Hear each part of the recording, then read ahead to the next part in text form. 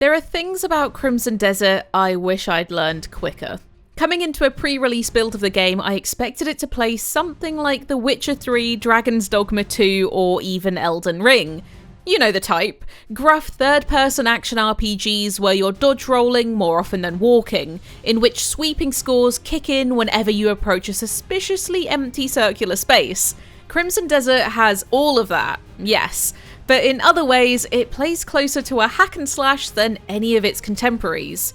During the preview, which is a gauntlet-style run of 4 of the game's bosses, it takes being stabbed by a territorial lord and poisoned by crows for me to cotton on to the differences. Though Crimson Desert is an open-world adventure, this preview focuses entirely on a quick tutorial and 4 of the game's bosses. Combined, the 4 bosses resemble the haphazard play of someone who's made their first run at a buffet table. There's a little bit of everything. Standout oddities being a teleporting bird sorcerer and a giant bejeweled crab. But the first boss, sword-toting warrior Staglord, is fairly straightforward.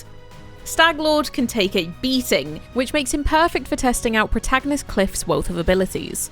Crimson Desert's controls are more complex than its contemporaries, and a lot of that comes from the sheer amount of stuff you can do. A sword and shield is your go-to for regular special attacks, but Cliff can also kick and wrestle with targets at will.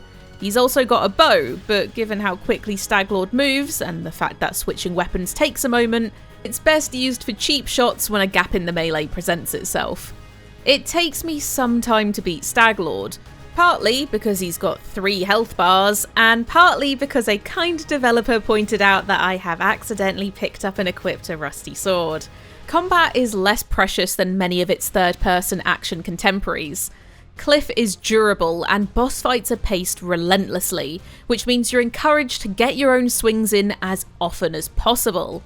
Controls are a little tricky. I keep inexplicably re-equipping my rusty sword and using Cliff's slow-mo ability more than intended. But eventually I manage to kill Staglord, only accepting he's dead when several long seconds go by without a 4th phase. Fighting the next boss, Hexe Marie, is even more intense. The sorcerer teleports around a crumbling ruin, slinging spells while I'm bogged down in flocks of birds and soldiers made of animated rock. Here is where I really try to play Crimson Desert as a hack and slash. Rather than preparing for parries and careful dodge rolls, I wade in with the sole intention of landing as many spin attacks as Cliff's stamina wheel would allow for. It pays off, although it does give the battle a little weightlessness, especially when I keep getting bounced around the arena with liberal knockback attacks. The same all-out approach is effective against the third boss, Reed Devil, a ninja-esque swordsman who strikes quickly before retreating into the surrounding wheat field. It's not the sort of combat I expected from Crimson Desert going in, but it works through sheer style. You can use Cliff's slow-mo to dive sideways while shooting your bow, for example, or opt for a Red Dead Redemption-esque Deadeye system to tag and thwack a bunch of targets all at once. The bow comes in particularly handy for destroying totems that made Reed Devil hard to pin down in a later stage. Yes, all the bosses have multiple health bars, and my broader strategy, spamming as many attacks as humanly possible, proves successful. Last but not least, I'm given the briefest glimpse of Crimson Desert's open world, when Cliff and his buddy turn up to mine a suspicious cluster of gems. Surprise! It's a giant crab, which can only be defeated by climbing on top of its shell, blasting away the gems to uncover weak spots, and clinging on long enough to stab it. Sadly, I don't kill it this time. The demo runs out as I'm clambering up to deliver one last blow. But it will be interesting to see how all of these bosses slot into the wider world. Though I can't speak to those broader RPG elements, combat generally stands to be tightened up a little.